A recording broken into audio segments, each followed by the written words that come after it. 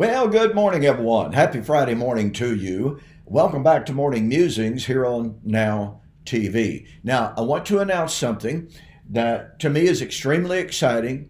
It's also extremely challenging because I've been trying to prepare for this for a good long while now.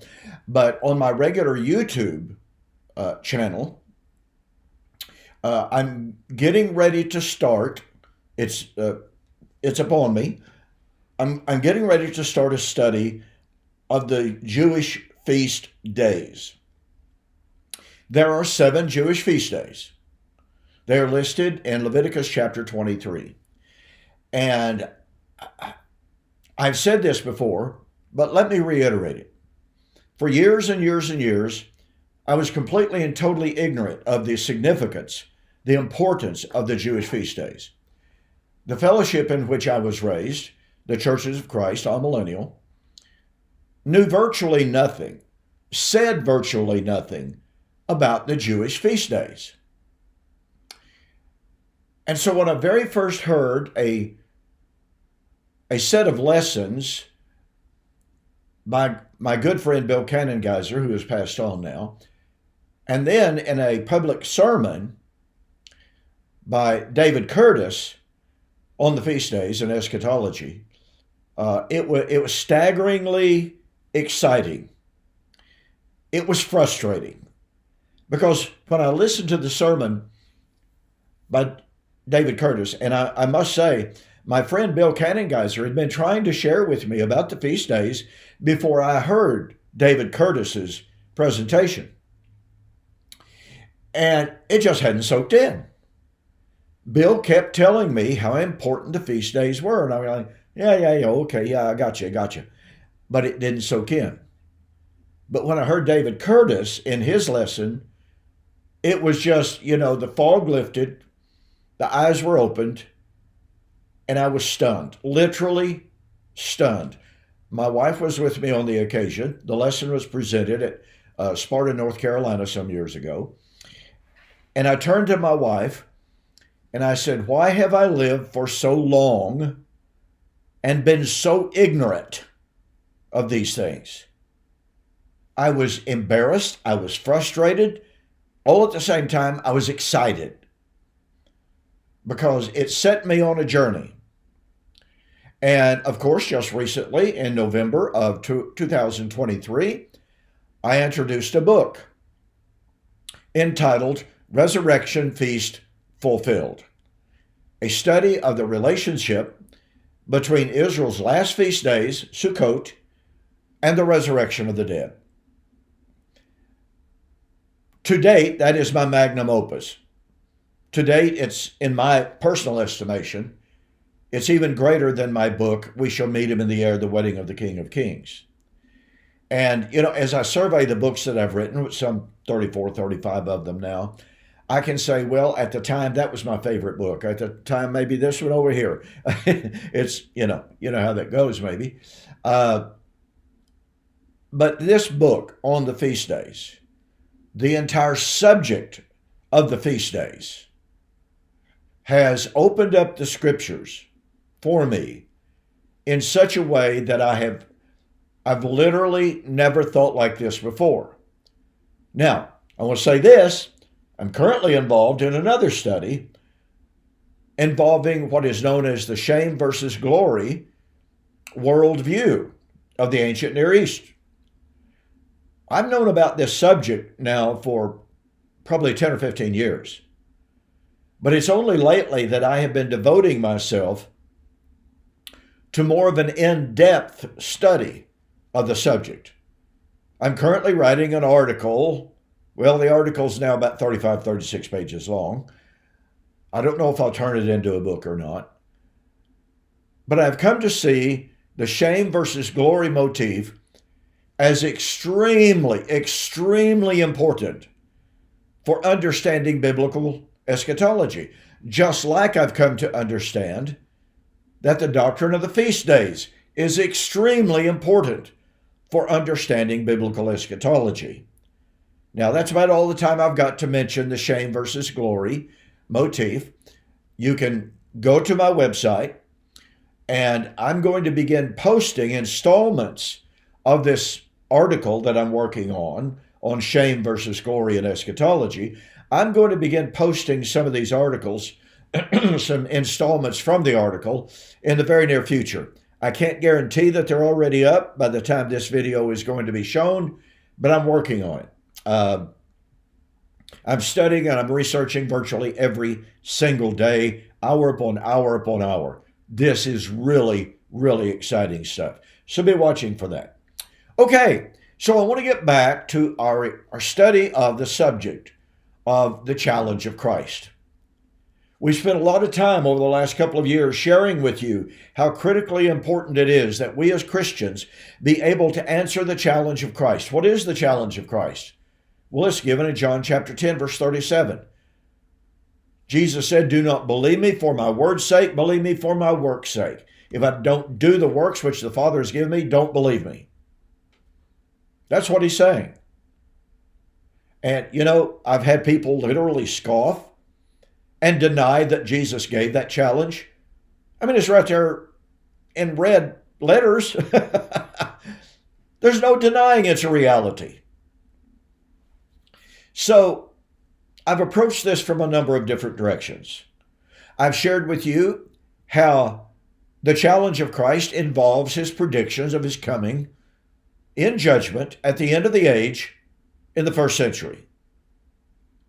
And I've shared with you that the Jews, the Muslims, the atheists, the skeptics, they all approach this subject in the same way that the vast majority of Christians do, of believers do. Well, yeah, Jesus was predicting his return as a physical Jewish man at the end of time to destroy heaven and earth. And he's coming with a shout, with flaming fire, etc., etc. And I want to tell you, ladies and gentlemen, you know as well as I know, I mean, it is empirically true, Jesus didn't do that physically, literally, bodily. So the skeptics, they point to this reality that he didn't do that physically, and they say, see, he failed. He's a liar. In April of 2023, I had a debate with a man who was a former Christian, and he now calls Jesus a liar. He says that Jesus' prediction in Matthew 16, 27, 28, the Son of Man will come in the glory of the Father with his angels and shall reward every man according to his works. And verily I say unto you, there are some standing here which shall not taste of death until they see the Son of Man coming in his kingdom. And this fella named Mark Smith, he got quite ugly in the debate because he couldn't answer the arguments. But he says this passage proves beyond a shadow of a doubt that Jesus is a liar. He's a failure. Folks, this is the challenge of Christ. You see, that fella has the same concept of the coming of the Lord that many of you may have. Earth-burning, time-ending event, again, when Jesus comes out of heaven riding on a literal cumulus cloud. So I've been sharing with you that the language of the coming of the Lord on the clouds of heaven is apocalyptic, metaphoric, figurative language never intended to be taken literally. And I've been sharing with you over the last several months how Daniel chapter 9 and the entirety of the book of Daniel, not to mention Isaiah, Jeremiah, Hosea, and all these other prophetic books, they spoke of the last days, Isaiah 2 and following, and they spoke of the appointed time of the end. And they use the term kairos, or the word kairos. Kairos means divinely appointed time. So in the mind and in the writings of the Old Testament prophets, God had a kairos, a divinely appointed time in mind for the coming of the Lord, the judgment and the resurrection, for the arrival of the kingdom, for the arrival of salvation. But here's what's so fascinating. Here's what the skeptics don't know, or if they know it, they are ignoring it. Or if they know it, they're distorting it when we come to the New Testament. The important point here, ladies and gentlemen, is that over and over and over again, In the New Testament, both Jesus and his apostles said the appointed time foretold by the Old Testament prophets had arrived. Matthew 13, verse 17, Jesus said, speaking to his apostles, many prophets and wise men have desired to see the things that you see and have not seen them, to hear the things that you hear and have not heard them, the things that the angels have desired to look into. What's Jesus saying? Well, the Old Testament prophets foretold the last days. They foretold the coming of the Lord, judgment, resurrection. They didn't know when it would be. They knew it would be in the appointed time. They didn't know when the appointed time would be. However, they were given insight that Daniel chapter 2, 28 to 44 gave them, and that is in the days of the Fourth Empire, Rome, the God of heaven, would set up a kingdom that should never be destroyed. That's the appointed time, the days of the fourth kingdom. Daniel chapter 7, once again, the days of the fourth kingdom. In the days of the fourth kingdom, the little horn would arise, persecute the saints and wear them out until the judgment would be set, and the Son of Man would come as the Ancient of Days. And he would destroy the little horn. He would be given a kingdom which can never pass away. Folks, that's in the days of the Fourth Empire. That's the appointed time. And then we come to Daniel chapter 9. 70 weeks are determined. Determined means cut out. Determined. Appointed. Divinely appointed time. 6 constituent elements are given in Daniel chapter 9, verse 24. One of those constituent elements is 70 weeks are determined to seal vision and prophecy, and that means to bring the prophetic office to a close by the fulfillment of all prophecy. I've been sharing with you how the resurrection is, by everyone's admission, I don't know of anybody that disagrees with it, everyone agrees that all prophecy would be fulfilled by the time of the resurrection, which would usher in the new heaven and new earth. It's all bundled up together. That's the time of the fulfillment of all things. That's the time of the sealing of vision and prophecy. That is the end of the 70 weeks. So one of the ways that I've been sharing with you to understand, not only to understand, but to answer the challenge of Christ, is the concept of entering into the most holy place. Well, what is entering into the most holy place? Over the last 4 weeks, I've shared with you the most holy place is heaven itself, according to Hebrews chapter 6, 19 to 21. According to Hebrews chapter 9, no man could enter into the most holy place while the old covenant was still standing. So grab this. Catch the power of this. This is incredible.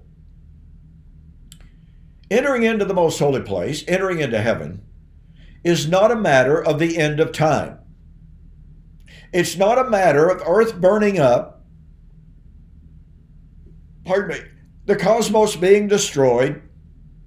It is not a matter of Jesus literally, visibly, and bodily coming out of heaven. The question and the issue is, entering into heaven is a matter of covenant transformation. Because again, as Hebrews chapter 9, 6 and following says, the Holy Spirit is indicating this, that the way into the holiest of all is not yet made manifest, while the first tabernacle, that's the first covenant, that's the old covenant, is still standing, still has standing, still has legal binding authority.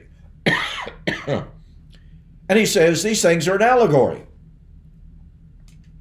And they represent that old covenant system, which he says stands, present tense, only in meats and drinks and divers washings that are imposed on them until the time of Reformation. Now, wait a minute. Nobody could enter into the most holy place until the time of Reformation. The time of Reformation is when man could enter into the most holy place. That's the time of salvation. But wait a minute. The time of salvation is the time, Hebrews chapter 9, verse 28, to those who eagerly look for him, he shall appear a second time apart from sin for salvation. And you're going, well, wait a minute, Preston, you're contradicting what you just said a moment ago, and that is that entrance into the most holy place is not a matter of Christ coming at the end of time. Well, that's right, because Hebrews chapter 9 has nothing whatsoever to do with an end of time. Hebrews chapter 9 is the coming of Christ to bring salvation. Well, what is salvation? It is the ability to enter into the most holy place. Okay, when would that come? At covenant transformation from the old covenant to the new. Do you catch the power of that, folks? Very quickly, before I go back to the book of Revelation, let me share with you an incredible reality about this entrance into the most holy place. The most holy place would be opened up for man to enter into it at the time of Reformation, right? That's what the passage says. There's not much debate about it. But wait a minute. The time of Reformation is from the Greek word diorthosis, and it literally means the time of Reformation. The word diorthosis is used in both a political context, in which you've got corruption, you've got injustice, etc., and social reform takes place, and now you've got justice. That's setting things right. Okay? It is also used in medical literature, in which you've got a broken bone. And the diorthosis is setting the bone back into its proper position. Well, diorthosis is used in the Old Testament to speak of the restoration of Israel under the Messiah in the New Covenant kingdom. Let me emphasize that. In the New Covenant kingdom. The word diorthosis is used in Isaiah chapter 62 to talk about restoring Jerusalem under the Messiah at the time of the wedding. Do you kind of get the point here? Well, in Acts chapter 3, we are told, speaking of Jesus, Peter said, whom heaven must receive until the time of the restoration of all things. Well, guess what? The Greek word restoration there, or from which restoration is translated, is apokatastasis. Apokatastasis, just like diorthosis, is used in medical terms to set things right, to put things back in their proper position or condition. In other words, apokatastasis and diorthosis are synonyms. Oh, but wait. Peter said in Acts chapter 3 that the apokatastasis would be in fulfillment of all things that were written by all the prophets who have ever spoken. So the apokatastasis would be in fulfillment of all Old Covenant prophecy. Got that? Okay.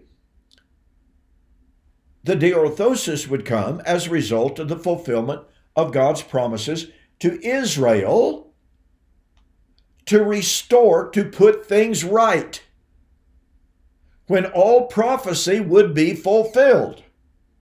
But wait a minute. The diorthosis, the time of salvation, is the time of the restoration, Acts chapter 3. But the diorthosis is at the time of covenant transformation. From the old covenant, which prevented entrance into the most holy place, it prevented the coming of salvation. So the old covenant would be removed. Not literal physical heaven and earth, not the cosmos, not the physical body, but the apokatastasis would come at the time of the diorthosis, but the diorthosis is the time, it's the end of the old covenant age. Now, boy, I'm almost out of time already. In Revelation, John said he saw, Revelation chapter 15 and verse 8, John said, I saw the temple opened in the heavens, and I saw the ark of the testimony there. Again, Revelation 15 and verse 18. Or 8, excuse me. Well, guess what? According to Revelation 15:19, no man could enter into the most holy place. What is the most holy place again? It's heaven. No man could enter that until, time of Reformation. That's the end of the old law. But John says in Revelation, no man could enter into the most holy place, enter into the naos, which is the most holy place, until the wrath of God would be finished. I hope you're beginning to see the connection of the dots between Acts 3, the apokatastasis, the time of the salvation, the time of the restoration of all things at the coming of the Lord. Connect that dot with Hebrews chapter 9. The time of Reformation is the time of salvation when man could enter into the most holy place. That would be at the end of the old covenant, but it would also be at the coming of Christ, the second time. That means the coming of Christ would occur at the end of the old covenant age, not at the end of time. Do you see how this impacts our understanding of the challenge of Christ? 99.9% of Christianity, it's changing, believe that the second coming of Christ is the end of time. It's the end of history. No, ladies and gentlemen, it's the end of the old covenant age, when man could enter into the most holy place. Now watch. John said, no man could enter into the most holy place, the naos, until the wrath of God was completed. Well, in Revelation chapter 16, we read about 7 bowls containing the 7, which hold the wrath of God. Okay? For time's sake, I have to hurry here. There are 7 bowls of wrath. Got that? Now, very quickly, let's segue back to Revelation chapter 10 and 11. In Revelation chapter 10, 6 and 7, at the sounding of the 7th trumpet, the mystery of God, as foretold by the prophets, that's all the prophets, that's seal, vision, and prophecy, would be fulfilled, completed. Teleos, brought to its perfection. So the sounding of the 7th bowl, sounding the 7th trumpet, is the time of the sealing, vision, and prophecy, of the fulfillment of all vision and prophecy. Well, wait. Revelation chapter 11, verse 15, in the sounding of the 7th trumpet, it's the time of the dead that they should be judged, the time of the prophets to receive their reward, the time of the wrath of God on all the nations. Okay? Resurrection is the time when all prophecy would be fulfilled, remember?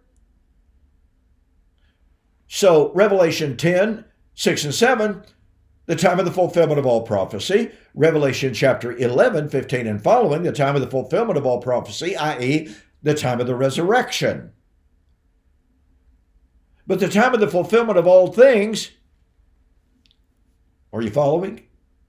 The time when man could enter into the most holy place is when the wrath of God would be completed, brought to its consummation. When would the 7th bowl be poured out?